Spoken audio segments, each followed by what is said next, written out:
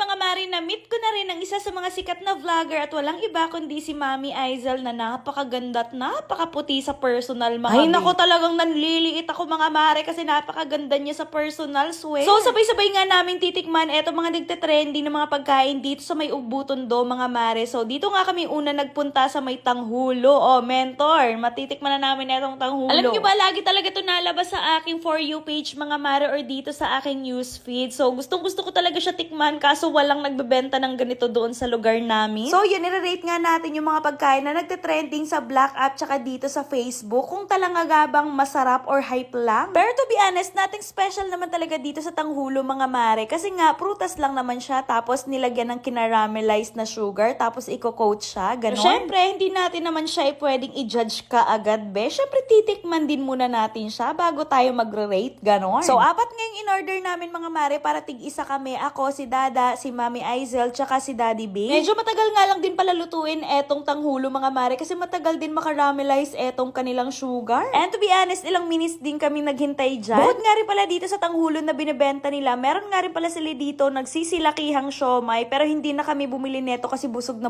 nga Meron kami. Nga rin pala silang nilagay dito na parang powder siya ng candy, mga mare. Basta hindi ko alam kung ano tawag dito. Anyways, may naluto na nga ang isa, mga mare, at ibinigay na nga rin kaagad sa akin ni Kuya. At eto na, titikman na natin siya at i-rate natin siya kung ilan nga bang rate yung maibibigay natin. Eto na, try natin. Ay!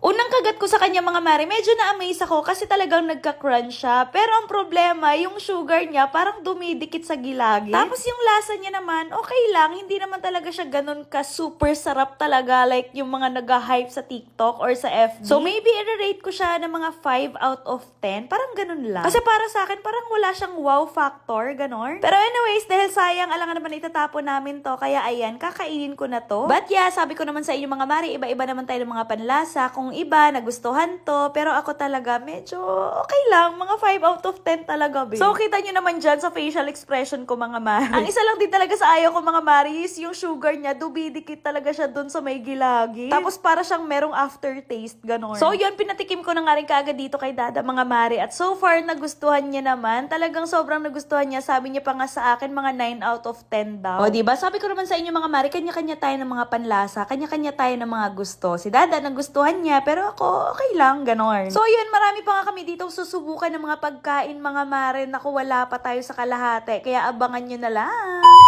Gusto niyo ba magkaroon ng 500 pesos? So, wag niyo lang i-skip itong video na to dahil for today's video, mamimigay tayo ng 500 pesos sa mga magre-register ng PH Minds na nasa comment section yung link. Pero bago yun, ipapakita ko na muna sa inyo kung paano ako nananalo at naglalaro dito. Dito nga pala sa PH Minds, guys, marami nga palang games na pwedeng pagpilian. Pero usually, dito talaga ako naglalaro sa may Super Ace dahil napakadali lang talaga maglaro dito. So, play lang tayo, papakita ko sa inyo, guys. So, ayun, magtataya lamang tayo dito ng kahit 500 pesos. And ngayon, titingnan natin kung mananalo tayo. So, yan, tumaya lang ako ng 500. And let's see kung mananalo tayo ngayon. Let's go! Tumaya lang ako ng 500 pesos. Mananalo kaya tayo ngayon. Ay! 150!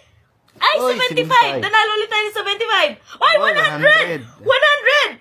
Malapit na natin. Ay, 25! 25. Oh, not bad. Not bad. 25 pesos. Not bad. Eto na! 1,200! 1,200! Ang laki Hala, 100! nun. Ang laki! Ang laki nun eh. Ang laki!